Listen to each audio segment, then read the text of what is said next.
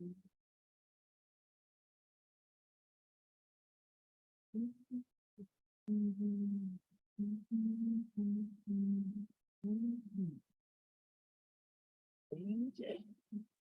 right. Well, hello, good morning, good afternoon, good evening, wherever you may be in the world today. Welcome to uh, Your Life is Serious Business, and only you can live it. From the womb to the tomb, ladies and gentlemen, we want to welcome you to tammysmarket.com and let you know that we welcome you, and we are going to take action and bridge the gap to get to our results. So let's start this because this is kind of long. So starting with a little bit about our story. See, our story is about a woman who decided that it will be her that will make the difference in her life.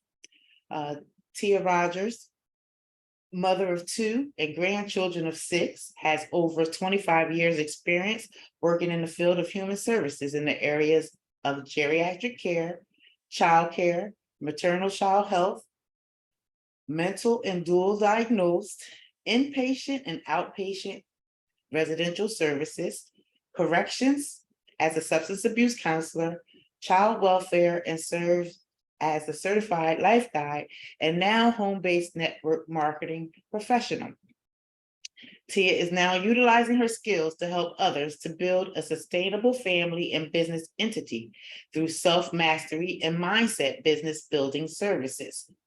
Tia is an uprising entrepreneur, author, public figure, and speaker who decided to bet on herself to create the life she wanted to live, and now shares her knowledge and skills with others like you. So, Tammys, who are we and what do we stand for? Well, Tammys defined is broken down into truthfulness, action, movement, motivation, integrity, sincerity, and evolution. And we're very thankful and grateful for another day of life. Every day that we get, we're grateful for it. And I hope you are too. Now, research shows that the global personal development market size was valued at 14.81 billion in 2021. It has anticipated to expand and compound annual growth to 6.2 billion forecast revenue for the year of 2023. I think that's 2030. I think it should be 2030. That's what I get for typing all fast, but it's forecast for revenue at 6.2 billion in 2030, I do believe. Personal evolution and personal growth implies changing things about yourself, whereas personal evolution implies radically accepting who you are and allowing changes to manifest in your life. So, our unique strengths. Daughter of Lemuel and Christine Rogers, she learned early in life that there are no guarantees. However, as individuals, we have the power to create the life we desire when we take control of ourselves and our lives. As each day we have a choice to decide to become a winner or just ride the roller coaster of life. It was in the roller coaster of life where Tia really learned that whatever she really wanted for herself, she was going to have to get up, get out, and get something to achieve it. Life's most valuable lessons taught Tia just how resilient, courageous, and determined she can be when she thought she had no other options. It was through real life challenges that she began her journey towards becoming better in every area of her life. Tia developed her knowledge and skills in the psychology of investing in herself, life business. She learned financial and investment strategies to position herself and her family towards a more vital, congruent, inspiring life and lifestyle.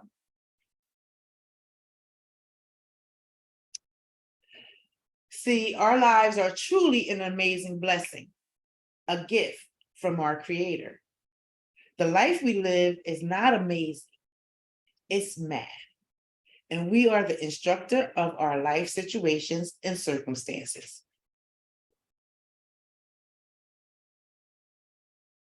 I was going to say now, but I can have to turn it. All right. Tammy's unique life attributes are in the areas of mental, which is the power of thought, social, the power of thought in our environment, spiritual, the power of thought, faith, and community, emotional, the power of thoughts, silence the noise, physical, the power of thought and investing in self.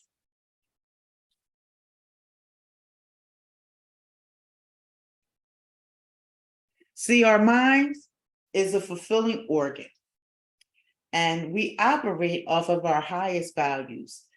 And when you look at highest value mental intelligence, it's the spontaneous inspiration to do something you enjoy doing without being told, no prompts.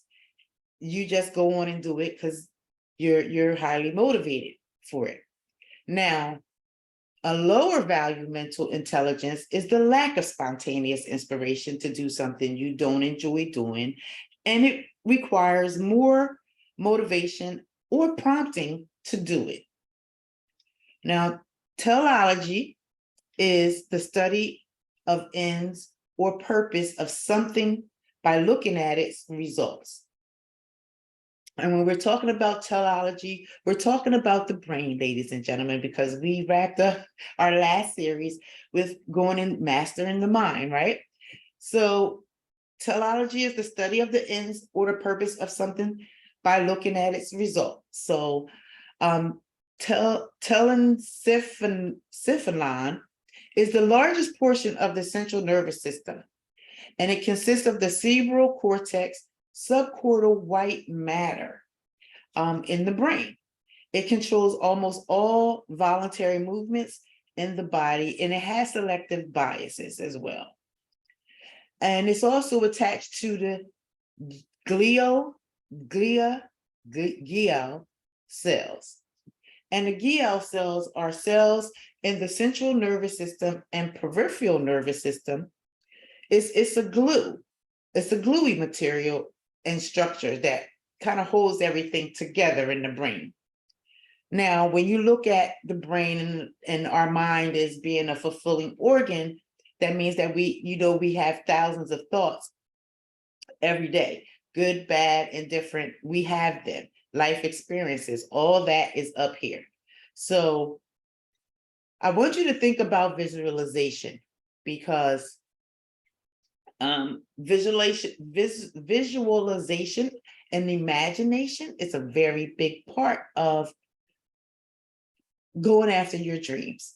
So visualization is data gathering, processing, preparation, reduction, and visual layout design. So you pretty much can kind of imagine what kind of life you want to live, right? What your life is going to be like, what kind of house you're going to have, what kind of car you're going to drive, all these things, right? So it's part of exploration, analysis, and synthesis and presentation. So that's why many times when you are going towards your dreams or trying to build something, if you're trying to become better in an area in your life, you can visualize that and you can actually see it in your mind before you actually have it tangibly in your hands. So with the power to, we know that our brain, okay, wait a minute, let me go back for a minute because I did something wrong here. All right, so we were talking about, let me slow down because this is a lot of information to take in at one time, and I know it's all it's a lot if you've never heard it before.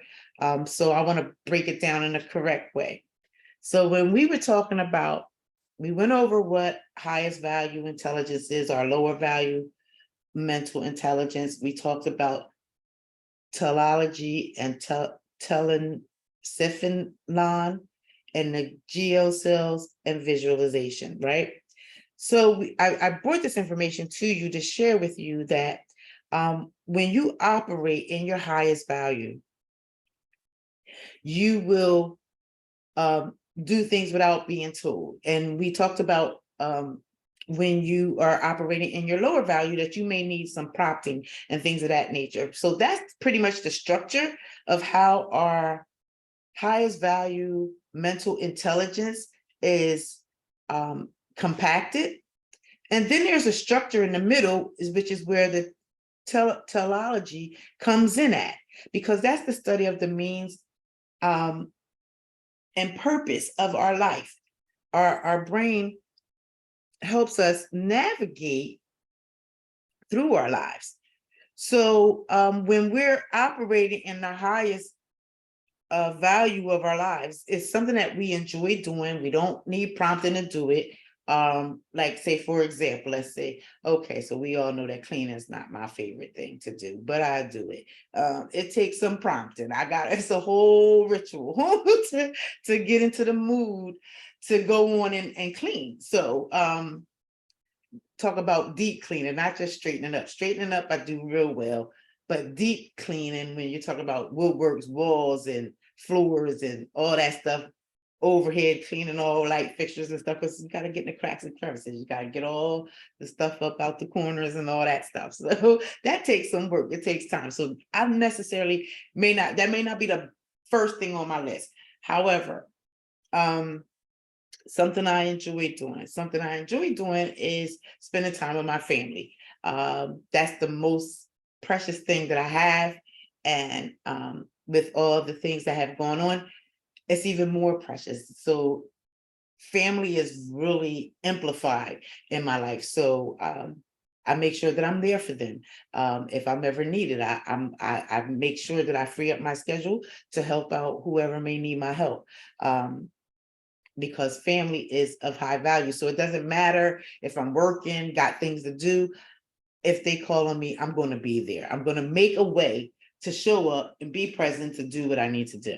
So that's the highest value, lowest value for me. So now with when you talk about the teleology of it all, and I think I shared a little bit with you from the 4 agreements, because he talks about telos and how it impacts the brain and how it's like you're the closest to God in that aspect of things, or can be appear like God like.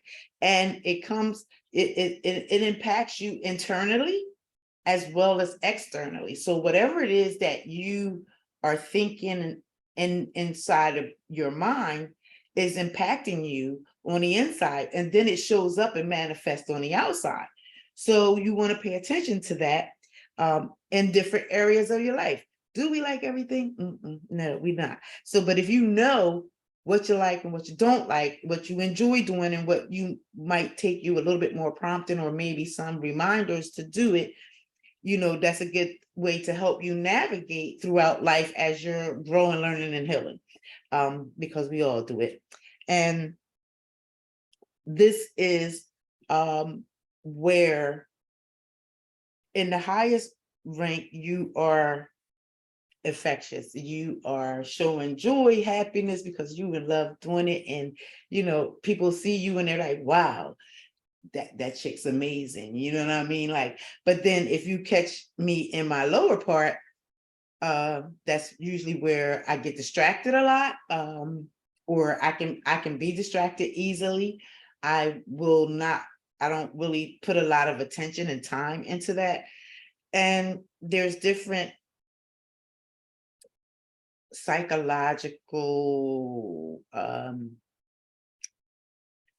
what I want to call it, they're called axes That's what I'm going to call it. When the DM4 in psychology, when you're working with individuals, they have a DM4 book, and it has a classification levels of different things that may impede on your life. ADHD is in there. IDD is in there.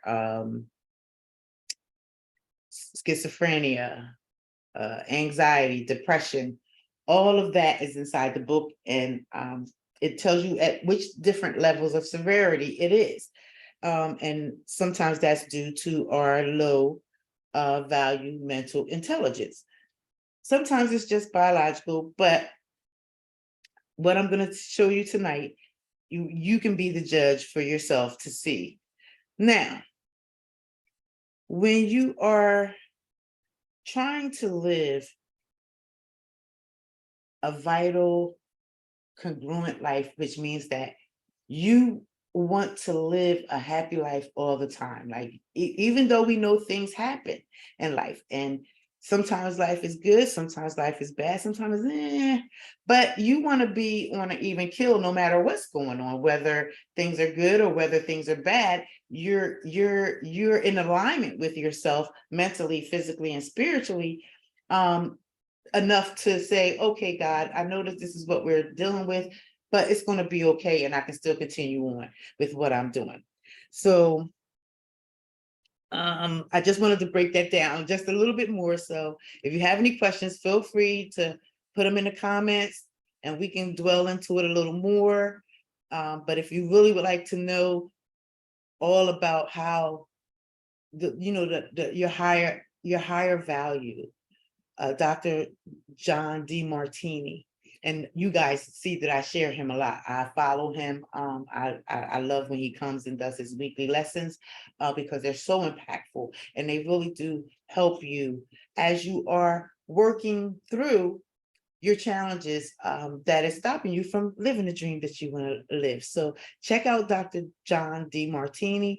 Go and take his value test that he has on his website. I will get that information to you where his website is, how you get to it. But I believe if you go to Dr. John Demartini, you'll see it there. And he has a values test. I've taken it twice so far, and I saw a change in the second time that I took it. It's almost due for me to take another one. So it's a good exercise to do. So you might want to try that. So when we're looking at our mental growth, looking at what motivates us, what we're least motivated in, and just realizing how the brain works, and understanding, we also have to look at it from a social aspect, because yes, we are individuals, but how we think, behave, and act can impact others, and how it can impact the communication between others, other people, and yourself, your family, however that goes. So with social growth is good for the soul. Yes, it is. Social growth increases positive social experiences, and it increases your circle of people. It elevates your self-confidence, and it elevates your self-esteem.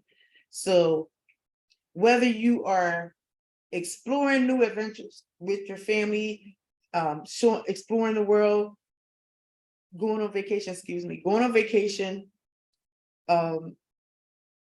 doing something fun and exciting, that's a positive social experience. Whether you're doing it with friends, are you a single parent doing it alone, or are you doing it by yourself? All of it, social growth is good for your soul, because it's going to increase your social, your positive, it's going to increase, it increases your positive social experiences, it increases your social circles, and elevates your self-confidence, and elevates your self-esteem. All these things are good. They make you feel good, you're meeting new people. So now, when you're looking at it from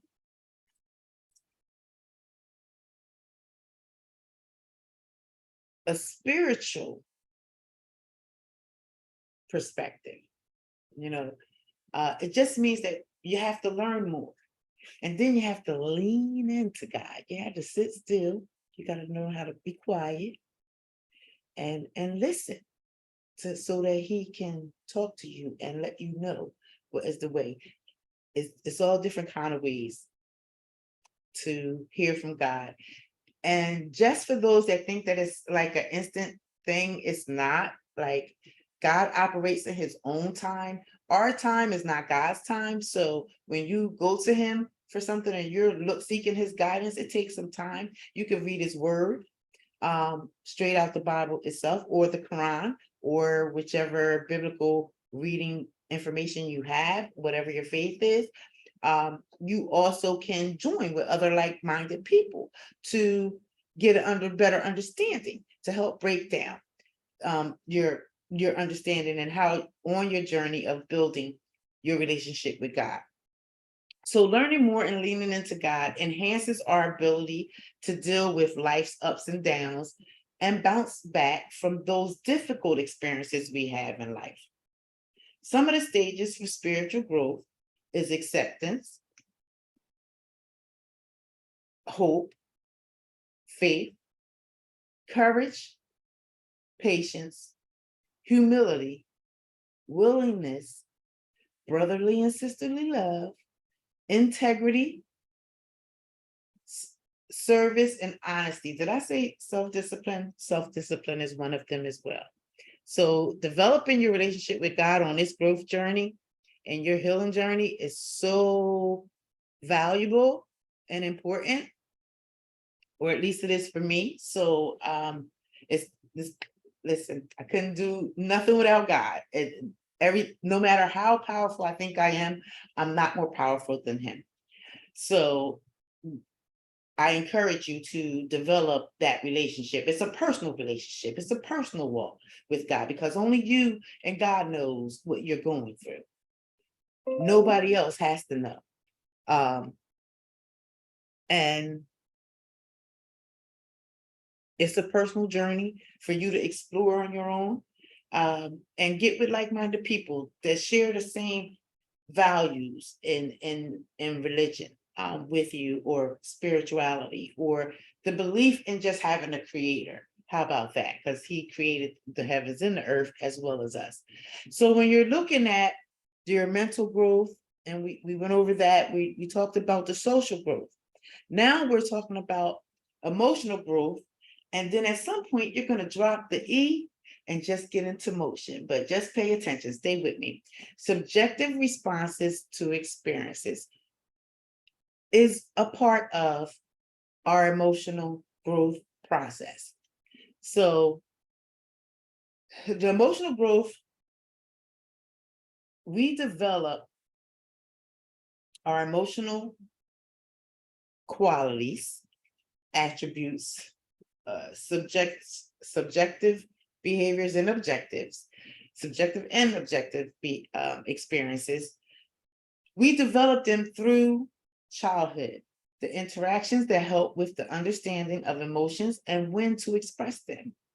So emotional intelligence is how individuals identify and manage their emotions. So you see the emojis here, right? There's plenty, all different kind of feelings. And sometimes you can feel some of these feelings a couple of times throughout the day. I've been there, I know. So then there's that self-awareness. And that's how individuals recognize and understand who they are, your character, your moods, your emotions, and how does it work out with other people's feelings, their character, their moods, and their emotions, and their level of emotional intelligence, and how well they are able to handle their emotions. So we're looking at emotional motivation in this area now. So I got to move this up because I cannot see. Hold on. Hold on. I got it. I'm with you guys. Hold on. All right. So with emotional motivation, we're looking at our inner drive and commitment, readiness to act, participate in our goals and or opportunities that will continue to improve our emotional well-being. Now, this is a life work. This is something that you are going to do continuously. Growing, learning, and healing. You're continuously going to be assessing yourself and seeing where you are, what's going on with you, right? Why are you feeling what you're feeling? Are you able to identify those feelings? But let's move forward. So think about what you want out of life. Develop a plan for short and long-term steps towards your progress. Now, this can take some time, and you will have to review and review again. So be realistic as you can, or simply allow your imagination to run wild, but keep your eyes on the prize of what is to come. And when you're in that emotional, motivational state, it's okay to ask for help. It's all right. It's perfectly okay to ask for help, because a little bit of help will help you. Then not only that, you might find out that you're not alone. You're not as weirdly amazing as you think you are. You're just a little different than somebody else. We're all different. That's the beauty of the world. You want to stay in motion. You want to stretch. You want to exercise. You want to get out and see the world, take a walk, get some fresh air. All this is going to help you as you're learning to deal with your emotions, changing your environment, getting out, not isolating yourself inside the house. And then you want to keep a positive mindset during this process, because a positive mindset is going to help move you closer to your desired goal. Now, there are going to be times where you may need to leave your comfort zone in order to continue your growth journey and your growth path, as you're going to be developing and learning new skills and new things and implementing them into your life. So there are periods where you're going to have to isolate yourself, or sometimes when you are on your healing path journey, God just automatically separates you from things that are not for you, not good for you, and maybe shouldn't be there in the first place. So don't be afraid to take that journey alone, because remember, with God, we're never alone. Okay, so let's look at empathy and the emotional motivation and emotional, right? Yeah, emotional, where are we at? Yeah, emotional motivation. Sorry, guys. Let's look at empathy. Having the ability to understand other people's emotions. Having empathy allows others' experiences to resonate with your own to respond appropriately. So individually, we all have feelings, desires, fears, and triggers that can impact our emotions. Now, when you're dealing with others or you're interacting with others, make sure that you are listening to hear and not to respond, that you're not being judgmental, and that you acknowledge what the individual is saying through reflection of what they're telling you and when you're giving them feedback.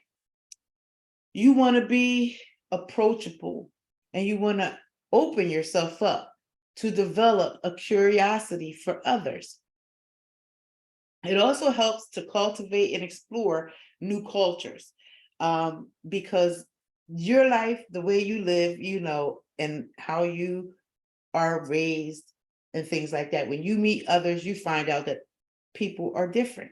So it's good to explore other cultures, learn other things about other people, their way of life, where they're from, because we're all here uniquely made in his image, and he put us here to work together and care for this world here. So it would behoove us to try to work together, try to understand, because we all have feelings, we all have desires, we all have a dream, we all want to have live the life that we want to live. We may not necessarily know how to actually go about doing that.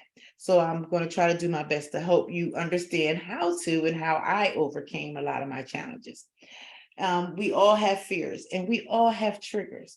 Triggers are something that you have to identify. Triggers could be something from your past, and a trigger could be a word. It could be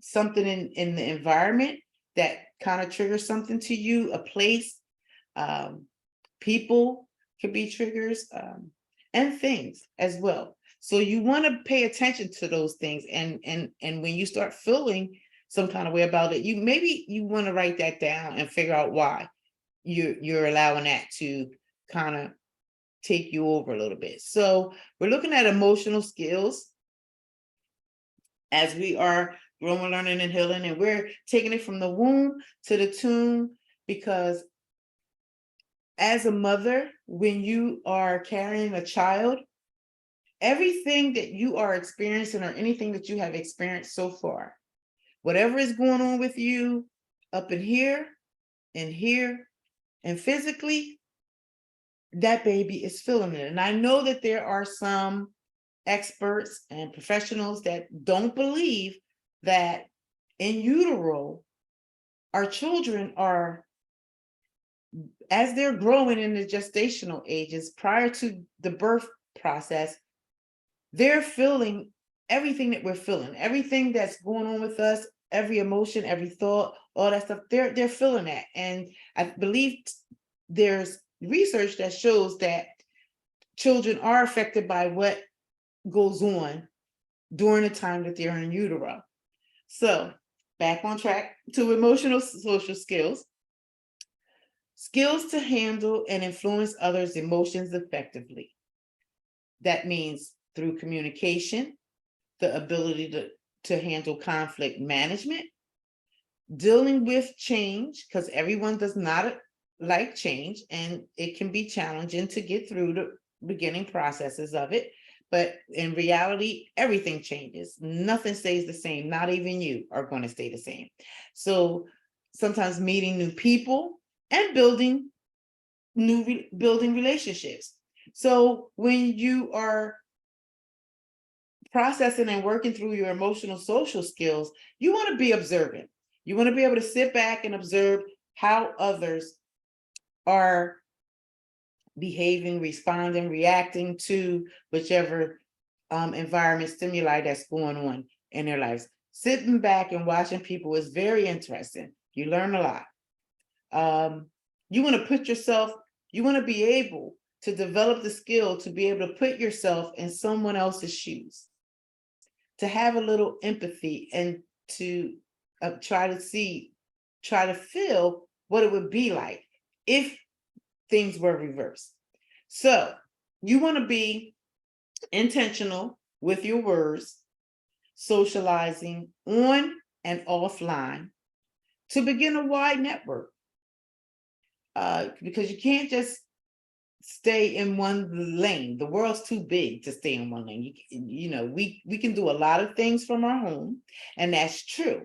But there's a lot of things that we can do outside of our homes in the world that we can't necessarily do alone in our houses by ourselves, right? And then you want to explore the world. You want to put yourself in unknown places, experience new experiences, open yourself up to learn more about the world that you live in. It's much bigger than the residence where you are and the community where you are. So it's important that you explore outside of that so that you can see that everybody's the same. We all live in houses. Our houses may be built different. They may look different. Our streets may look different. Our sidewalks may look different. Our communities are built different. But overall, all the humans that live in these communities and live all over the world, they're human beings just like you, with feelings and emotions. Things that you want to stay away from. You want to stay away from danger. I titled this Danger, right? And every time I hear it, I just hear that song, danger.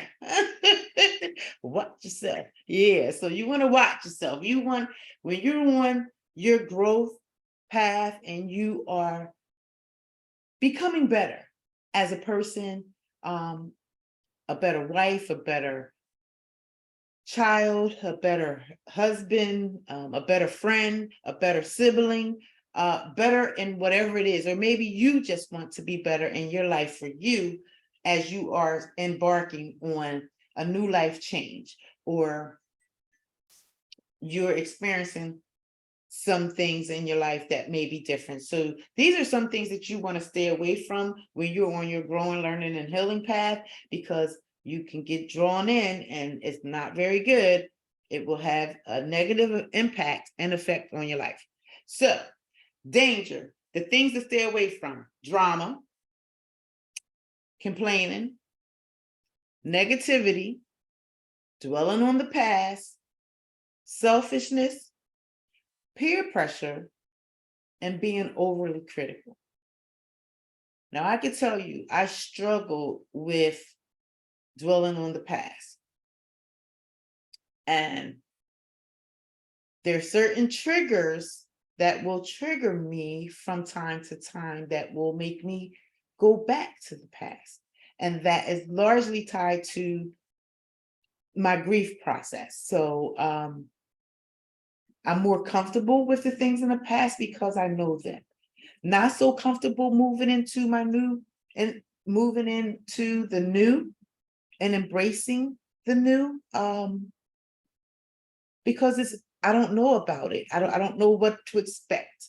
I don't know what else is going to happen in my life that could possibly change it drastically. So, to stay away from the drama, complaining, negativity, dwelling on the past, being selfish. Being selfish is never good. There's times when you should be selfless, but not selfish, so that you can take care of yourself. There are times when you just have to be alone and take care of yourself, and that's not being selfish. That's just taking care of yourself. And you have to beware of peer pressure. Don't give into it. Don't give into the peer pressure. Learn how to stand and be on your own, and hold your own. It's okay. And don't break yourself down too much, or anybody else.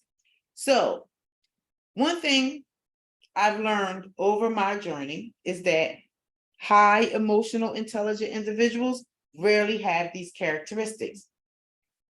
I say rarely, doesn't mean that they don't have them. It just means that they know how to direct themselves and navigate so that they don't fall into this. They have tools that they use, skills that help them kind of zone in on it. And the more you practice it, the easier it gets, believe it or not. So you want to stay active. You want to spend some time learning, because learning is a lifelong lesson. There's new things to learn every day.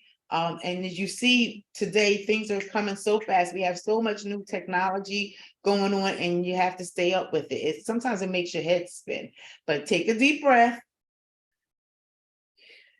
and blow it out, as many as you need, and then just continue to move forward. Stay hydrated. It's going to help you. It's going to help your body. Or we're 80% made of water, so you want to make sure that you are hydrating yourself so that you are in a good, healthy state. We don't want you dehydrating yourself and not eating well. So, growing pains can hurt if not handled or dealt with properly. So growing up is a process journey in itself. Due to a wide range of situations, emotions can take its toll on anyone and can be an overwhelming experience. By the age of 6 months, infants gain rudimentary cognitive and memory capacities as they begin to express emotions based on context.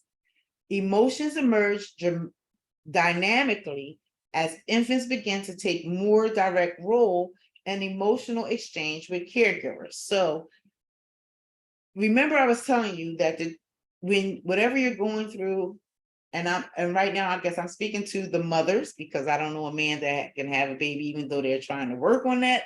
Why, I have no idea, but hey, I did entertain that when I was giving birth a couple of times to the kid's father. Excuse me for one moment. Childbirth is something. It's a journey, but it's a pain that you feel it, but then once it's gone and you hold that precious baby, you forget all about what you just went through with the baby, getting the baby here. But in utero, they are impacted by what the mother may be experiencing, going through, where she is mentally, how healthy she is, what are her habits and behaviors. So all of that impacts the child prior to the child being born. So then once the child is born, and then 6 months, by the age of 6 months, they're already learning how to interact with us and get their emotional needs met. So that's why they can end up with some attachment issues, anxiety. What are some other things that children have? Well, they can get really, it can be from the most severest case to a mild case. And it could be nothing at all. You could just have a normal, healthy kid, if everything is good and well, and you are giving the child the appropriate time and attention and meeting their needs.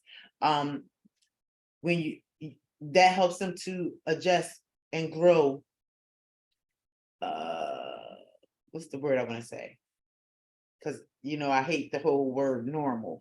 Normal is not my thing, because we have to redefine normal. But you get a well-adjusted child when that child knows that their needs are going to be met. If they have somebody's going to be there for them, it's a total difference than if you're incapable of meeting that child's need, and depends on your emotional state as well. Because however you are is going to how you're going to interact with the kid. How are you talking to your child when your child's at 6 months? And I asked this question because I've experienced mothers that talk to their kids like they're grown and they're infants, they're babies. They really don't understand, but you're talking to them like they are an adult and they know why they're doing what they're doing. They're learning. They just got here. They don't know. So just calm your nerves a little bit and relax. Take a breath. You wanna be chill talking to the kid. Let's not teach them how to curse before they're 1. All right, so with the emotional development stages, we have acute,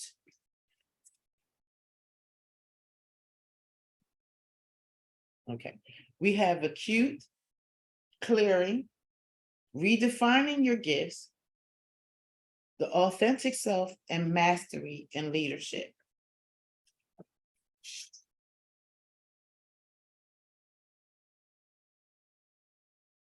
Okay, so at the acute stage, this is where your breaking point is the most severe. Something usually happens that impacts your life to the point where it's time to seek professional help. It's time to sit down and go talk to somebody, whether it's a talk therapist, counselor, peer-to-peer counseling, or psychiatrist or therapist that can help you with a professional care plan on your wellness. There's nothing wrong with it. I've shared with you all before. I've been through it all, and it all helps. It gives you a clear, it gives you a clearer picture. I don't know why I have the hiccups right now. It gives you a clearer picture as to where you are in your life, what's going on. So you can kind of figure out and get back on, get in alignment to get things together. Now for clearing is your emotional closet, whatever it is that you're holding on to from your past or in the grief situation. So if you're someone like myself that kind of can take a licking and keep on ticking, you might want to sit down for a little bit and clear out the closet and kind of go through those things and identify what they are and start working them out. Like I said, either with a professional or if you are capable of doing it and you have that skill, you can work it out on your own. And in your clearing process, you're going to be looking at what is it in your mind what's in your mind that's telling you danger, don't do this. This is usually where doubt, fear, and procrastination and hesitation comes into play because it's not allowing you to move forward. Something's holding you back. So how do you clear out all that stuff that's holding you back and make it all new? And you have to work through it. You have to clear the things out. You have to clear it out. You got to be able to identify what it is. You got to go and look through it. And it can be painful, depending upon what you're going through. But this is where the healing journey begins.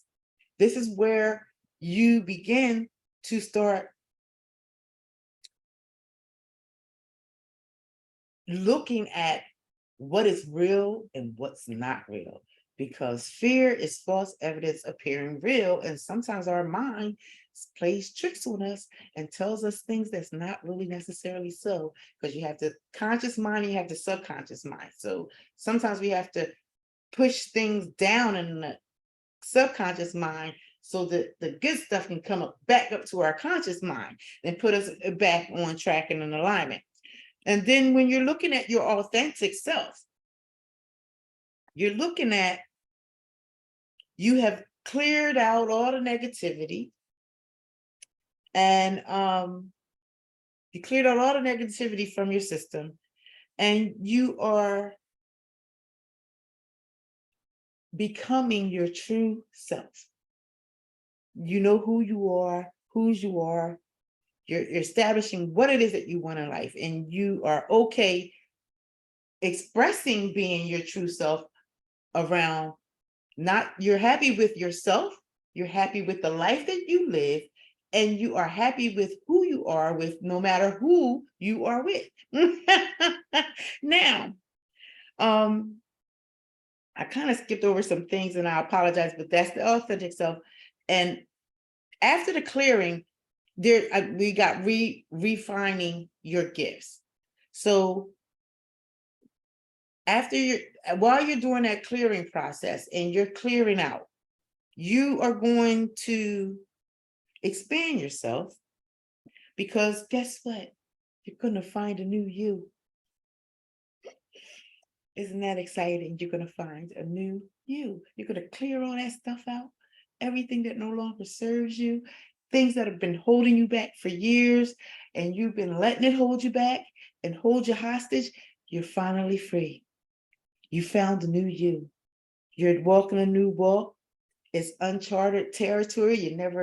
You don't know who this young lady is or young man, or you're on a new journey and you're excited. So you're developing an understanding of your new beginnings, your new behaviors, your new thoughts, and you're exploring. You're ready to explore.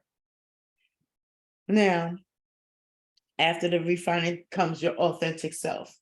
That's when you are, you're happy with who you are, the life that you live. You're cool in your skin. So to speak, I guess that's the way you can say it. And then that leads you to mastery and leadership. You know who you are. You understand your gifts that you have. And you make unique contributions to your life and the world. It's self-realization. You understand that you are a wonderful, awesome, amazing human being, and you are capable of doing what it is that you really want to do with your life. What is that you want to do with your life? So I want you to ask yourself, how can I become better in my life and the world? How do I develop the ability to be comfortable with myself, the people I'm around, the people around me, and being accepting and begin accepting the life you are living, being true to yourself, the internal you as well as the external you. Those are questions I want you to contemplate. If you need to go back a couple videos and back, because I made a lot. There's a self-awareness test. There's different questions that I ask you um, to assess yourself, to see where you are. Where are you at in life? And this as well. This is all to help you prepare yourself for the journey of embracing change, becoming your authentic self, and learning how to bet on you, investing in yourself. You need an investor's mind frame to do it. You have to understand the psychology of investment and understand that there are some processes. There are going to be some gains and there's going to be some losses. But you have to do the work. If you do the work on you, no matter what it is that you go for, you're going to excel, because guess what? You know you. You know what you're going to do, what you're not going to do. And it can save you a whole heck of a lot from going through even more life changes, even though life changes are going to happen, because life on life terms, some things we have control over, some things we don't. But the one thing we do have control over is ourselves, how we respond, how we communicate, how we react, our behaviors, our attitudes, and our thoughts. We have the power to control those things. Now, is that the last one? Oh, yeah. Wow. We got through it. Okay. So I think what I want to do real quick with you all is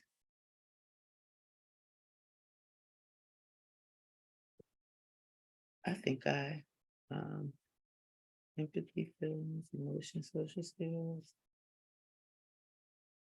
self-awareness, emotional intelligence. Yeah, it's all right. It's okay, guys. I hope this was helpful to you. So I'm glad we're coming back again next week so that we can go in a little bit more in depth and detail on our emotional intelligence, on our on how our brain is a fulfilling organ, and it helps us to navigate through life.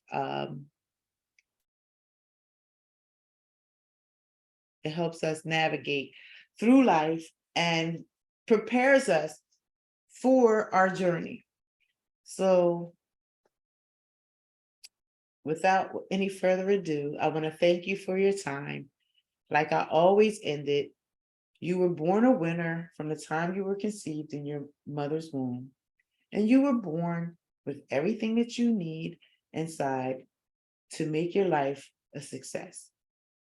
You may have to go through some of these processes, and if you need to go back through it again, and we will come back and review it again, I'll make the corrections so that it's clear, so that you can understand. I want to make sure that it's clear as you're getting the point that I'm trying to get across.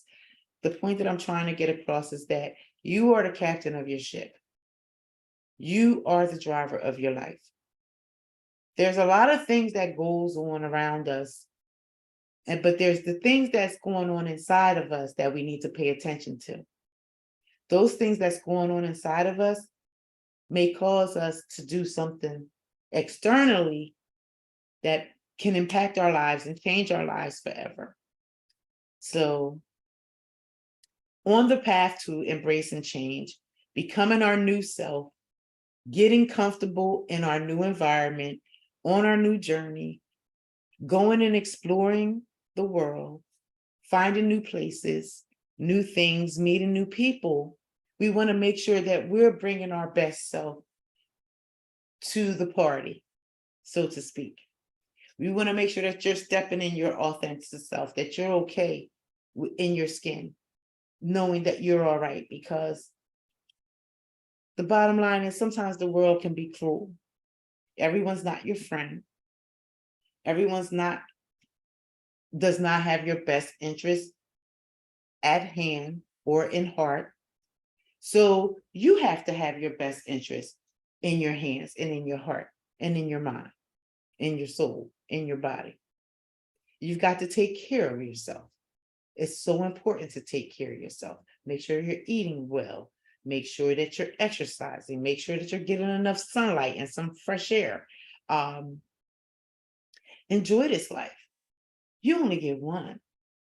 And I don't know where you are in your journey, but if you've never gone through like a personal self-assessment of yourself to make sure that you're okay and that you're on point and that you're headed in the right direction of what your dreams and desires is, what it is that you want from your life. It's not so much why you want a better life, because we all deserve a better life. It's more like how. How can you obtain a better life? If you want a better life from the life that you're living right now.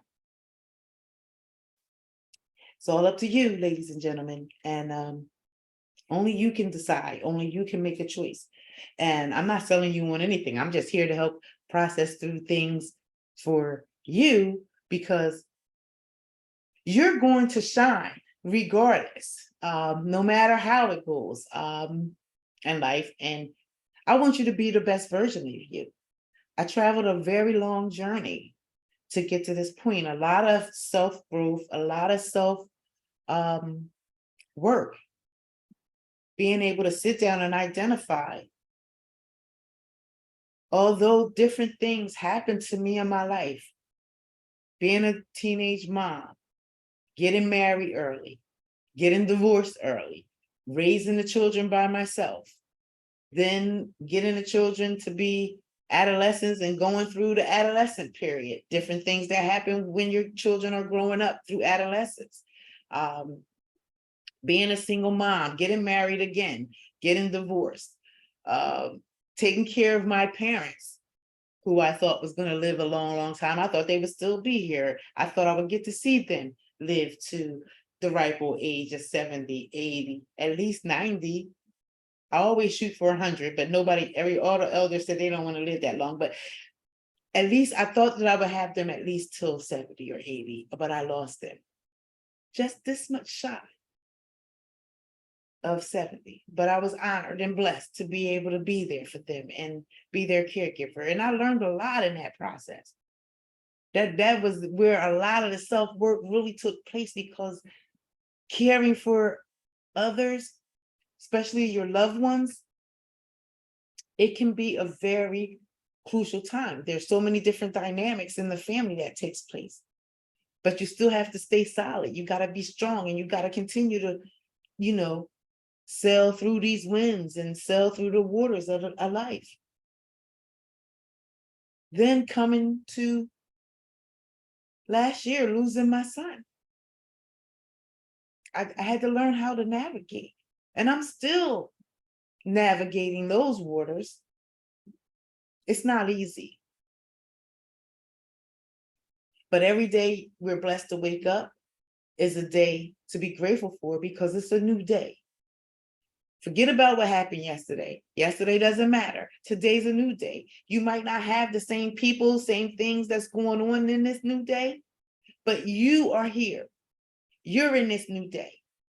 What are you going to do with it? That's going to impact and improve your life, to make your life better and make you a better person. And how can you take your better and contribute it to the world to make it a better place? Because it's going to take all of us to get this thing right. we're on our way, but boy, do we got a long way to go. So the more the merrier. That's my take on it. When you come from a family like mine, where we got rules. It's a structure, it's a list. It is a list, names and numbers, who your availability, because you never know. You have to be available. Things happen. We live in a real world. And people make their own choices and things, and sometimes people don't have a choice in the matter, but we all need a little help once in a while. Don't be afraid to be that helping hand. Don't let them take advantage of you, and don't let them use you, but help them if you can. If you can't, maybe you know someone that can, right? So with that being said, have a wonderful, blessed, amazing week, ladies and gentlemen. Go out here and shine. Do your self-assessment. Do the work. Do the work on you, and you're going to see the difference. Believe me, and stay with me. It's going to get better. Have a great day, guys. Bye-bye now.